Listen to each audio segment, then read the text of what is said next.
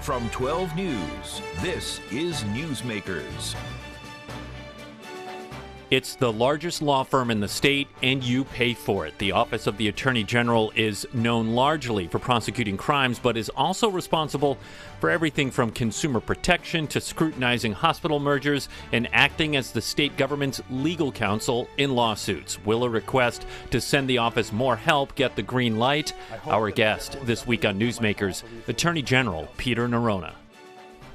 Welcome to Newsmakers. I'm Tim White, Attorney General Peter Neronha. It's good to have you in the program. Welcome back. Good to see you, Tim. Let's start there. You requested a $2 million increase in your budget to the governor's office. Yeah. He did not put it in the budget, so he said no. Right. For folks at home, $2 million, of course, sounds like a lot, but in the context of a near $14 billion budget proposal, it's really not. What's going on here? Well, look, I can't speak as to why the governor didn't put it in the budget, but I will tell you that every one of the positions that we've asked for will deliver for Rhode Islanders. And I think the office has demonstrated that we will deliver. We've brought back $500 million in cash or value for Rhode Islanders in the first 4 years of our term. And so these positions will go to solve cold cases. They'll work on violent crime. They'll work on health care, energy rates. We know that's important, environmental matters. And they'll go to defend the state. We have reached a point where defending the state has reached the point where my folks just can't handle it with the people we have. So You're underwater? Totally. Yeah, totally underwater. We need 9 positions simply to defend the state when the state is sued. And so this is, I've been pretty open about my frustration with not having these resources. When other parts of the state get sued, other agencies, Department of Health, for example, about mask mandates, or the Department of Corrections, about treatment of inmates, it's my lawyers to step up and go into court and defend the state. That's great, that's our job, but we need to have the resources to do it. And if we don't get them, I'm going to need to take steps to make sure that we can. All right, so I kind of want to just cut to it, and I apologize for the lengthy setup to this question here, but sure. Boston Globe columnist and former colleague of mine, Dan McGowan, profiled you this week and wrote about some apparent tensions between you and the governor. Yeah. Your office investigated his former chief of staff, Tony Silva, did not find criminality, but your report found that he showed very poor judgment. Those are your words. Yeah. There was another investigation into a controversial education contract, which had ties to the McKee administration. The feds are primarily handling that. But you've also been a vocal critic of some state agencies, including the Department of Health. I actually want to get into that in this program. Yeah. Political observers think the denial of your budget request may be vindictive. Are they wrong? Look, I don't know. I don't have a relationship. They could be right, though, it sounds like. They could be right. Yeah, look, I don't have a personal relationship with the governor. We don't speak. And, I can't. That sounds like a problem. Yeah, well, look, it's not a problem for me if I have the resources to do my job. I know what I need to do, and I'll do it on behalf of the people of the state. But I think, look, the bottom line is this, is that I know that we'll deliver if we have the resources. Part of my request is defending the state. If I don't get those resources, I'm going to have to take action to hand off some of those cases or decline some of those cases until I can get my caseloads down to where we can defend the state adequately. We're not in that place right now. And look, I think an investment in our office is more than justified. We have been there where others have not been there. Whether that's about energy rates. About a year ago now, we were fighting with National Grid and Rhode Island Energy to bring $200 million back to the state that the DPUC took the opposite position. Yeah, fought you on. Fought us on it right. in court. We were in court, and the DPUC took the position that the Attorney General should not fight for Rhode Islanders. It's one of the most astonishing things I've seen in my term. We were there for Roger Williams and Fatima hospitals. There's no doubt in my mind if we don't have that $80 million in the bank, they're closing. We're preventing them from closing. We were there. The Department of Health, candidly, was not. So the Health Services Council approved that transaction. Same thing with a merger. We issued a decision on the merger, and Health did not. Now, that's not, I want to be clear here in particular. I take issue, for example, with the DPUC. I take issue with the CRMC. I have enormous respect for the people at Health. I believe they need an investment, too. They handled the epidemic brilliantly. We've had great collaboration on the opioid settlements, but they need to step up as regulators, and they probably need an investment there too. Why don't we get into that? And first, I do want to note that a spokesperson for McKee cited the, quote, uncertainty of a future recession and lower revenues for why he didn't put it in the budget. That was to Dan McGowan. All right, you brought up the Department of Health. Last month, they sat down with you to discuss problems at the state drug lab. Maybe we'll get into that later, but you caught me off guard a little bit in that interview in discussing some of your frustrations with DOH. It seemed to trigger you on what you view as the state's lack of vision when it comes to health care policy. I did not air this part of the episode, the interview, but I did save it, and I want to play 30 seconds from it to just start this conversation. Take a listen. The bomb's going to go off. You talk, interview a hospital executive here, and what they will tell you is, I may be able to meet the bottom line, meaning I can pay my operating expenses, but I can't invest in my hospitals. Meaning, I can't invest in infrastructure. I can't invest in expanding primary care. I can't invest in expanding access to care, okay? So when our hospitals can't invest back into their hospitals, what does that mean? In the long term, they're not going to make it. Bomb's going to go up. That's pretty stark, General. Well, it's true. I mean, look, how do I know this? People say, well, how does the Attorney General know this? We were inside the finances of Roger Williams and Fatima hospitals. Why do I have $80 million for them? Because they can't meet their bottom lines right now. And in 2026, that money's going to be gone.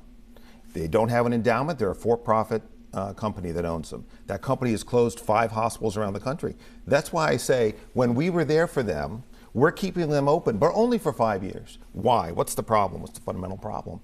The fundamental problem is that the reimbursement rates are too low.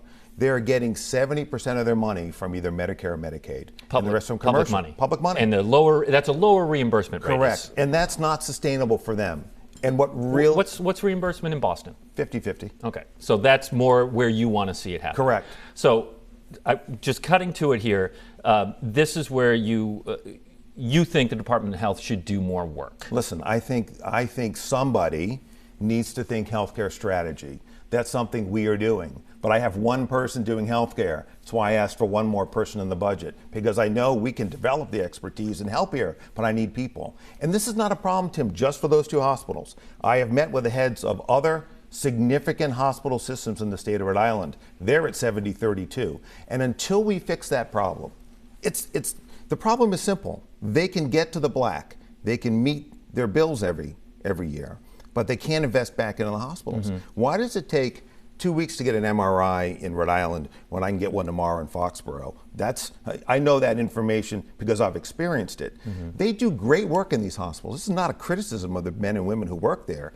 We need to get healthcare to a place where we're investing back into them, but we can't do that unless we're thinking strategically. We talk a lot about how everybody has insurance. That's great, but if you can't find a primary care doctor, what good is it? It's all well and good to have these hospitals functioning today, but if we look down the road 2 or 3 or 4 years, and they're not going to be able to meet their bottom line or invest back, we're headed for a bad place. And we have to be thinking about that now. I believe it's an absence of leadership in state government.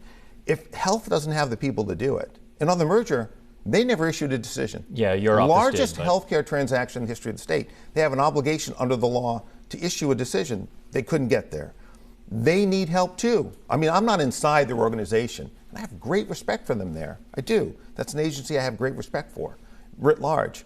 But they probably need an investment too. All right, I want to pivot back to your role as the state's attorney, because we could do a whole episode on healthcare here. But look, courts are figuring out how to deal with gun cases in the wake of a Supreme Court case a couple of years ago, New York Rifle versus Bruin. That struck down a New York law requiring individuals to show a need to get a concealed carry permit. Yeah. The majority opinion was written by Thomas. It upended how courts handle gun cases moving forward. It's super complicated and confusing, but the bottom line is gun laws are getting overturned across the country. State law allows you, as the Attorney General, to issue concealed carry permits, but people have to show a need. I know they don't at the town level, but through your office, they have to show a need. You have been sued in the wake of Bruin, and one might ask, why are you fighting this? Because it is very clear from the Supreme Court decision, I'm not a lawyer, but you're probably going to lose this one. Yeah, look, I don't think so. I disagree. Why? Yeah, I disagree because the issue in those cases were that you had to show need to get a permit in those states, and you don't in Rhode Island. You can go and get a permit from your city or town without showing need. We are a supplemental licensing agency, not the sole one, and so it's different. And look, I think the issue, and we've won, by the way. The Supreme Court in Rhode Island has ruled our way in 6 cases recently where we denied permits. Yeah, this case is in federal court. Right. So there's spin-offs of Bruin, right? High capacity magazines. assault weapons, red flag laws. All those things are coming up, and here's why. And those are all at risk, wouldn't you say, post-Bruen? Yes, I would. And here's why. Here's why. Because what the Supreme Court threw out in Bruen was a balancing between public safety and the Second Amendment right to defend oneself. That balancing is gone now. Balancing's gone, and so we're going back to the history of the Republic. So historians now are making the decisions effectively as to what our gun laws should be. I disagree with the approach. I recognize that that is what the Supreme Court appears to have said. But remember, that Bruen decision, okay, had many, many components. It wasn't 5 justices all signing on to the same opinion. So I believe there's room for argument, and we shouldn't give up as states, but I in defending our laws that we have passed to protect Rhode Islanders. The very law that they struck down was a show-need law. And the show need is an element in the law. For concealed carry, but in states where you had to show need to ever get a permit. That's not true here. Right. You're saying if someone lives in Cranston, they can go to Cranston Police without and get showing a concealed. need. So then why does your office even play in this game? If because the state, for 2 reasons, we need to license security guards. I think that's a big part of it. No one else can do that. And our licensing allows for, among other things, open carry.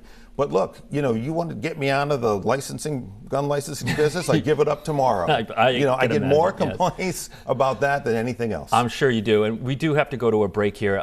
I want to return to the gun policy conversation when we come back. Before we go to break, some personal news. You're going to be out of the office for a bit because you have to deal with a health matter. You sort of foreshadowed it in an earlier answer. You said you've been going to get some MRIs. What can you share about what's going on and how long are you going to be out? Yeah, so I need spinal cord surgery. I have a treatable issue, and I'm in good hands with the doctors at Rhode Island Hospital, and I'll have surgery on May 5th, and I hope to be back, rolling again shortly thereafter. Be home for a little bit, before I can come back to the office. I expect somewhere around 6 weeks, but I'll be certainly working from home well before that. All right. Well, I hope you have a speedy recovery. Thanks. After that. Okay, we're going to take a break here on Newsmakers. Our conversation with Attorney General Peter Neronha continues when we return.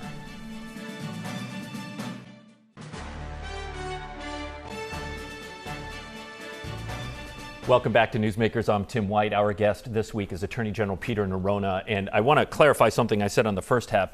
There is a challenge in federal court to gun laws in Rhode Island. It is not the concealed carry permit. We discussed that, which is, as you joked in the break, why you're so confident you're going to win, because it hasn't been challenged yet. I suspect it will be. Nonetheless, what is being challenged is the high-capacity magazine case. That's in federal court.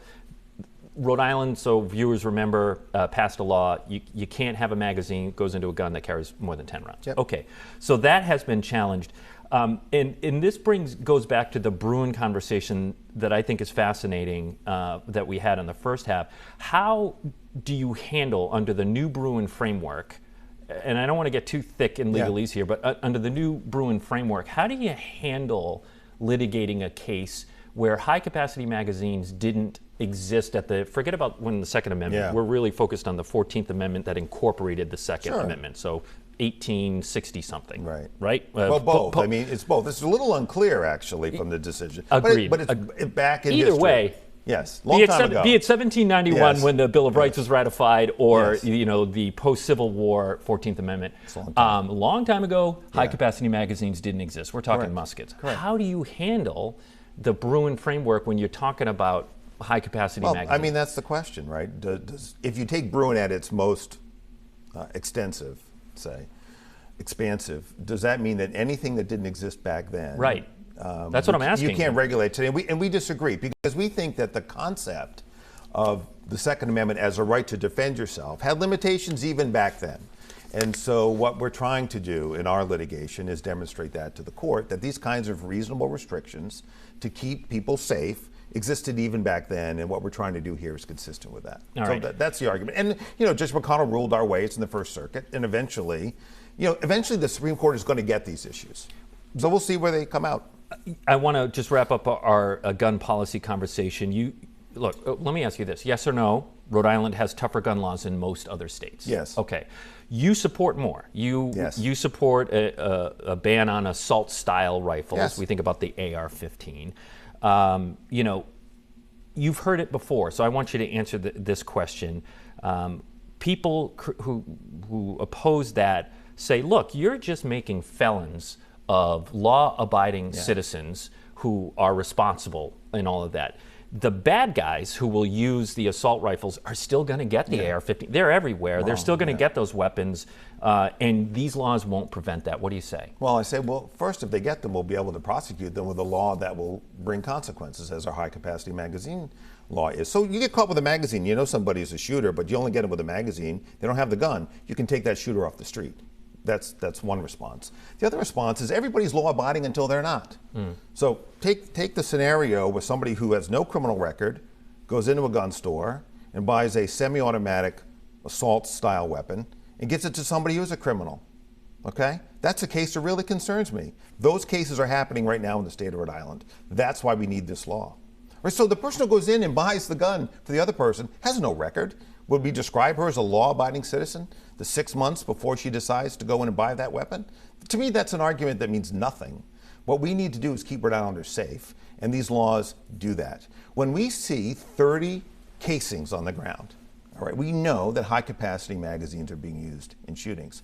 More rounds in the air faster. That's a danger to law enforcement. But you get my question. The law doesn't make those magazines vanish. They're still out there. Sure, but it gives us the tools to go after some of these people, just like ghost guns did, right? Just like ghost guns did. We have, when we talked about ghost guns some months ago, my count was around 50. It's well over 60 now.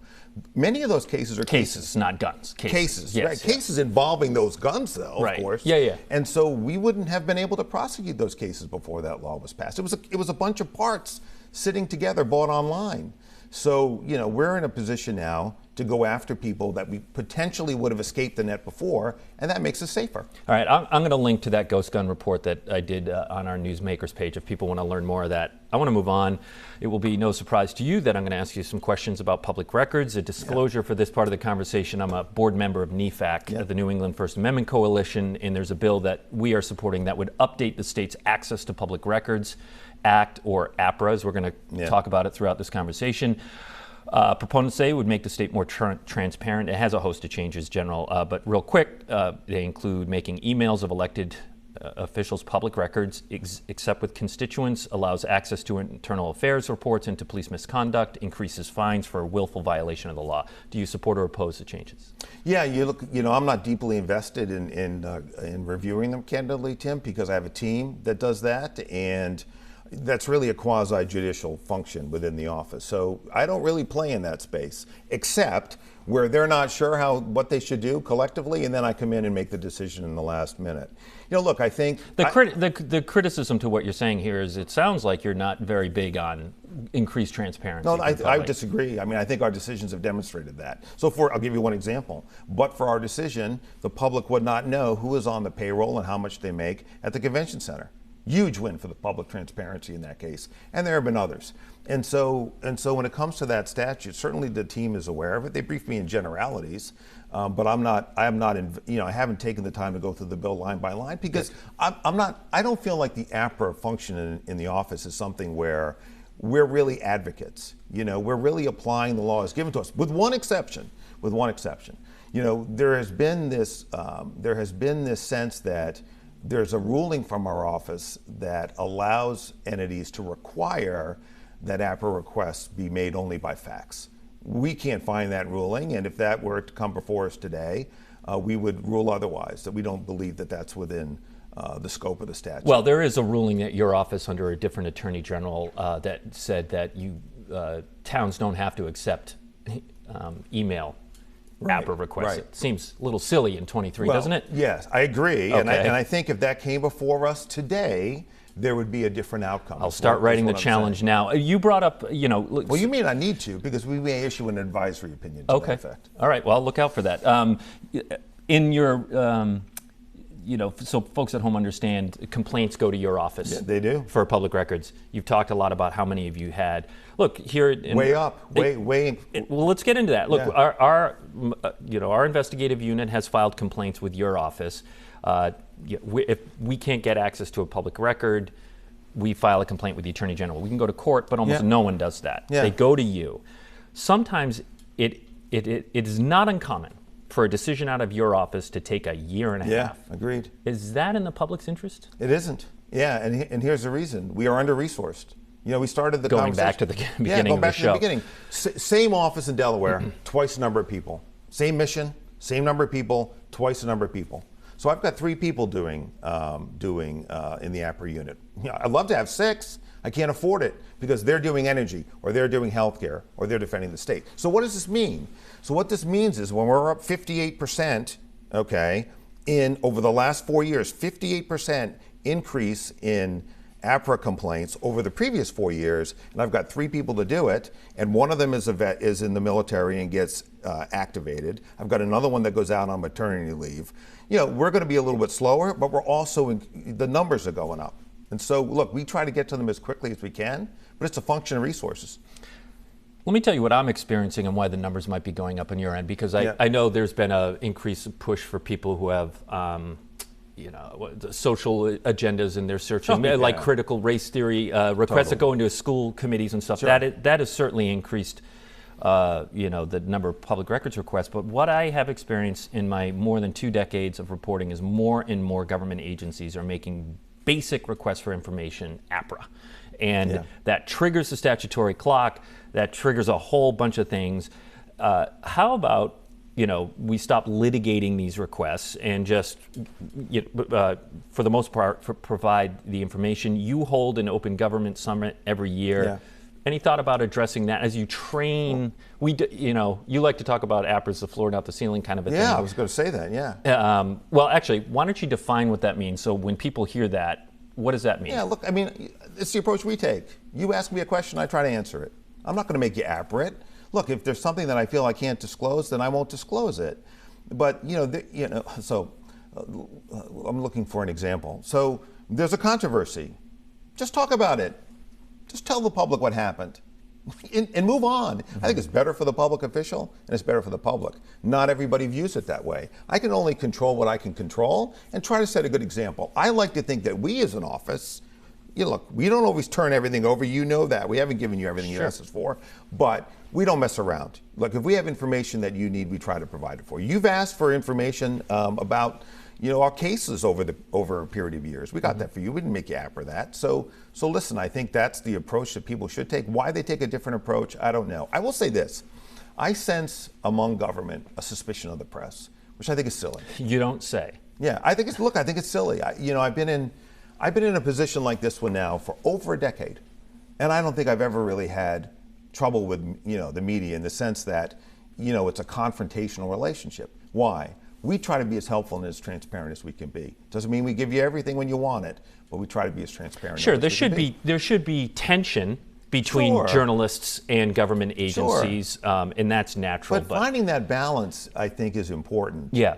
And the better you are at that, the better the public is served. And frankly, your life's easier when you're not fighting all the time. We are going to go back to the Department of Health here. The last time we talked or did an interview, it was about the cross-contamination at the state drug lab. Yeah. Possibly some evidence was testing positive for cocaine when it shouldn't have. You're reviewing hundreds of cases. Have you found any that had false positives yet? No, we haven't. Yeah, okay. we haven't. So the retesting is ongoing, and we have not had that situation come up the last time I checked in, which was just a couple of days ago. And one final thing on this, you said a few weeks ago that there was one case where a person was at the ACI that you had to quickly review to find out if they were in prison and shouldn't have been. Yeah. I imagine you made quick work of that. We did, and there was no issue there in terms of the testing.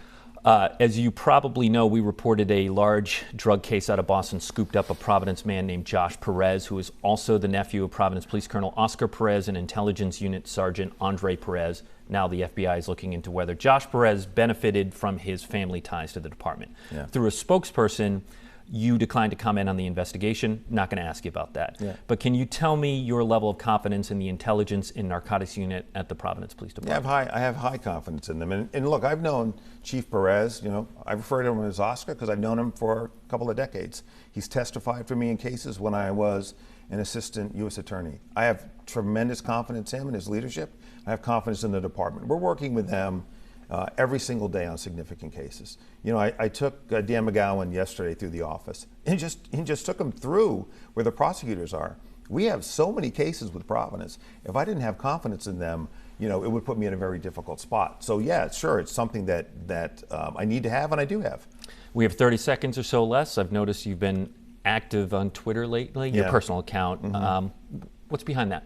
I just feel like I need to speak my mind. Yeah, I'm worried about the state, as this conversation may suggest, and I feel like it's important for me to talk about it. I know that my public voice now has an expiration date, and you're term limited. Yeah, I'm term limited, and I don't intend to spend the next 2 years, not speaking out. We're going to be really active in the office, but there's some things I can't control. And I'm worried about healthcare and climate are two of them. All right, we got to go, but I noticed you didn't pay for the blue check mark. Is that right? No, I'm not paying for that. I'm not paying for that either. No, I'll tweet until they take it away. Attorney General Peter Neronha, thanks. Good conversation. Yeah, if you missed any of it, it's on WPRI.com. See you next week.